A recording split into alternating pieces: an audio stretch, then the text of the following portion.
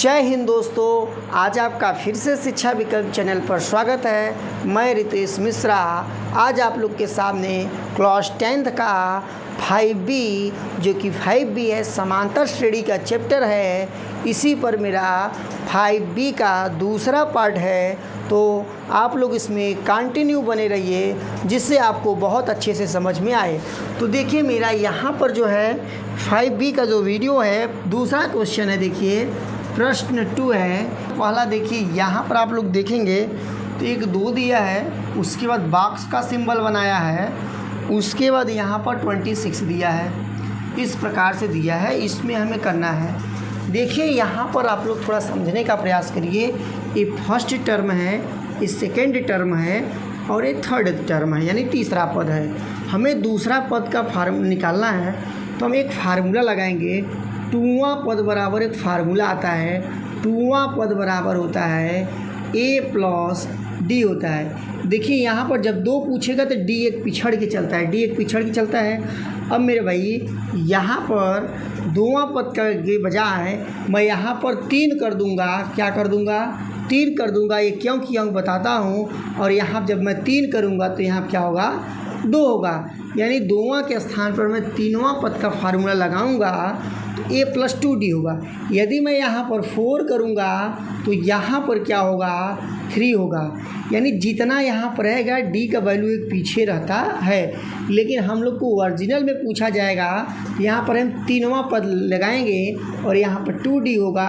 क्यों किए हैं? क्योंकि हमें तीसरा पद ज्ञात है। देखिए तीनवां पद का वैल्यू मेरे भाई बताओ कितना होगा? 26 होगा।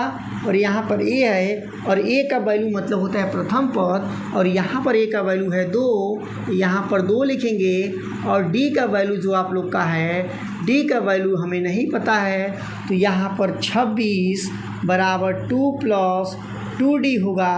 और 2 को इधर लाया जाएगा तो 26 माइनस 2 2d, और 26 में से 2 घटाएंगे 24 बराबर 2d होगा। और d बराबर जो होगा मेरे भाई 24 बटा के 2, यानी इसको इधर लिख सकता हूँ, d बराबर 12 आएगा।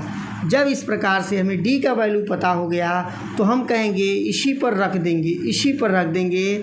यहाँ पर आपका हो जाएगा तीनवां पद बराबर, फार्मूला है a प्लस 2d है, a का वैल्यू है 2 और यहाँ पर 2d है 2 और d का वैल्यू है 12, यानी 12 दूना 24 प्लस 2, यानी आपका जो आंसर आएगा फाइनल 26 आएगा। आशा है कि आप समझ गए होंगे। यदि आप चैनल पर नए आए हैं तो चैनल को सब्सक्राइब, वीडियो को लाइक करने के बाद अब वीडियो में कंटिन्यू बने रहिए। अब इसी जैसा मैं दूसरा क्वेश्चन समझने का प्रयास करता हूँ। अब देखिए दूसरे क्वेश्चन को यहाँ पर दिया गया, पहला बॉक्स खाली दिया है, उसके बाद दूसरा बॉक्स में आप लोग देखेंगे 13 दिया है, उसके बाद एक बॉक्स फिर दिया है, उसके बाद यहाँ पर फिर एक बॉक्स में खाली देके 3 दे दिया है। इस प्रकार से क्वेश्चन दिया है।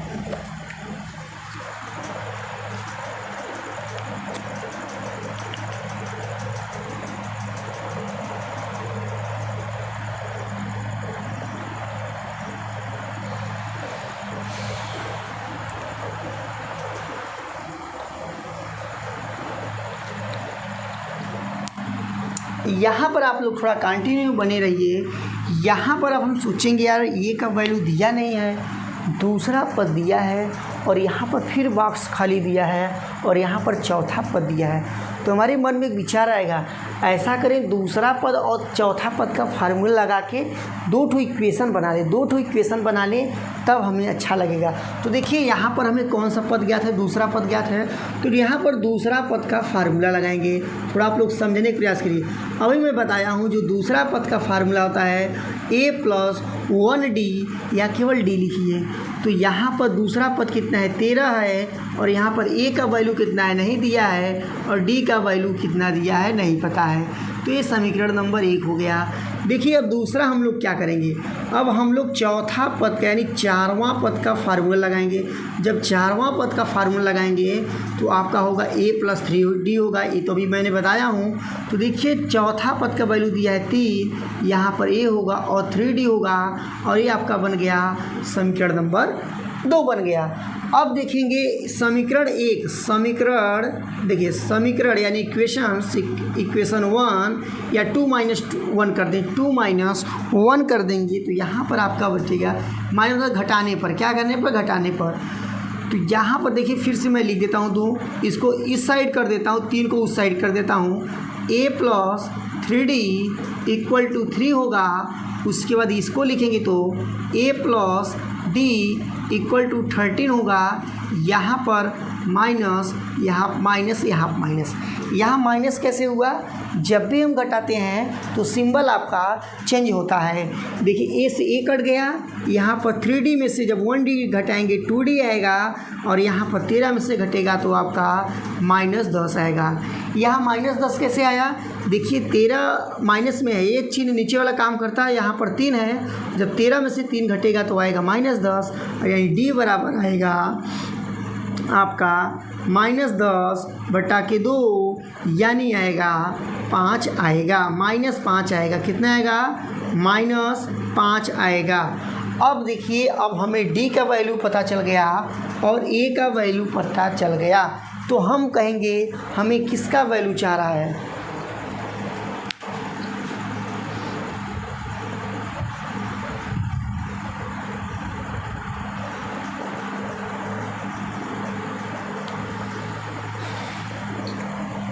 देखिए अब यहाँ पर हम लोग थोड़ा इसको यहाँ ऐसे साइड में समझने का प्रयास करते हैं। देखिए अब हमें चाह रहा है, पहला पद चाह रहा है, तो 1वां पद का फार्मूला जो होता है, 1वां पद का जो फार्मूला होगा, ए का वैल्यू पता है कि नहीं, ए का वैल्यू भी नहीं पता है ना, तो ए का वैल्यू हम लोग निकालेंगे।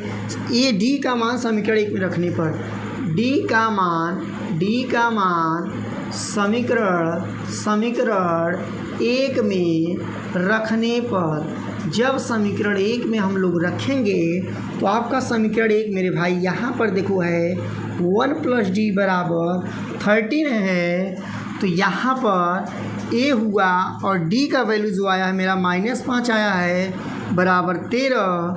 तो -5 को जब भी हम लोग उधर भेजेंगे तो प्लस होगा, 13 + 5 यानी a का वैल्यू आएगा 18 आएगा। देखिए a का वैल्यू पता चल गया, यही a का वैल्यू है, प्रथम पद है, यानी अब देखिए हमें कौन सा निकाल, तीसरा पद। देखिए तीसरा पद का फार्मूला क्या होता है, तीसरा पद का जो फार्मूला होता है a + 2d होता है, और a का वैल्यू क्या था, a का वैल्यू आप लोग देखेंगे तो अभी यहाँ आया है 18 आया है, +2 लिखेंगे, d का वैल्यू था -5, यानी कह सकते हैं 18 - 10 यानी 8 आएगा। आशा है कि आप इतना समझ गए होंगे। तो अब हम लोग तीसरा मतलब प्रश्न दूसरा का ही तीसरा वाला समझने का प्रयास करेंगे। यहाँ पर आप लोग देखिए तीसरा क्वेश्चन है, मतलब दूसरे का तीसरा है। यहाँ पर पहला पद दिया है, दूसरा पद तीसरा पद छोड़ दिया है, तो यहाँ पर लास्ट पद दिया है। अब हम लोग ऐसा करें, पहला पद जब a का वैल्यू दिया है तो देखिए चौथा पद का फार्मूला लगा दें। क्या लगा दें, चौथा पद का फार्मूला लगा दें। तो 4वां पद बराबर क्या होगा, यानी चौथा पद बराबर जो फार्मूला होता है a + 3d होता है, a + 3d होता है। थोड़ा इसको समझिए, यहाँ पर मैं साइड बताता हूँ। देखिए 9 सही 1/2 है, इसका गुणा इसमें होगा 18 होगा, और एक 19/2 होगा, ठीक है। तो यहाँ पर चौथा पद का वैल्यू है 19/2 है, यहाँ पर a का वैल्यू क्या है 5 है, यहाँ पर 3d लिखेंगे, और यहाँ पर जब 5 को इधर लाएंगे 19 - 2 - 5 बराबर 3d होगा। अब इसका गुणा इसमें होगा तो 19 - 10/2 होगा, 19 - 10/2 होगा, यहाँ पर 3d होगा। इतना समझ गए। देखिए 19 में से जब आप लोग 10 घटाएंगे तो यहाँ पर आएगा आपका 9 आएगा, और यहाँ पर देखिए क्या हो जाएगा 2 × 3 हो जाएगा बराबर d। 3 कहाँ से आया, 3 इधर का जो d के पास 3 था इधर चला गया। देखिए 3 × 1 = 3, 3 × 3 = 9, यानी जो d का वैल्यू आएगा 3/2 आएगा। इतना समझ गए। जब d का वैल्यू पता चल गया तो उससे हम कहेंगे कि अब आप हमें बताइए कौन सा पद पूछना चाहते हैं। ए बोर्ड कहेगा कि दूसरा पद, तो आप ही बताइए दूसरा पद का फार्मूला क्या होता है। देखिए दूसरा पद का फार्मूला है a + डी होता है तो ए का वैल्यू बताओ। ए का वैल्यू तो हमने यहाँ पर दिया था 5 और डी का वैल्यू मैंने निकाला हूँ तो 3/2 आया है, यानी भिन्न का जोड़ हुआ। अब देखिए क्या होगा, भिन्न का जोड़ में इसका गुणा इसमें करेंगे तो 5 दूना 10, यहाँ पर नीचे एक छुपा होता है, 1 का गुणा 3 में करेंगे 3, नीचे करेंगे तो 2, 10 3 13/2 आएगा। अभी एक पद और निकालना है। एक पद में यदि पूछा जाएगा तो एक पद है आपका तीसरा पद है। तीसरा पद का जो फार्मूला होगा, तीसरा पद का आप लोग फार्मूला जानते हैं, a+2d होता है। a+2d होता है और a का वैल्यू आपसे पूछा जाएगा तो आप लोग बताएंगे सर दिया है a का वैल्यू 5, यहाँ पर 2 है, और d का वैल्यू तो बताइए। d का वैल्यू यहाँ पर निकला है तो यहाँ पर 3/2 होगा, 2 से 2 कट जाएगा, यहाँ पर 5 + 3 यानी 8 आएगा। आशा है कि आप इस प्रकार समझ गए होंगे।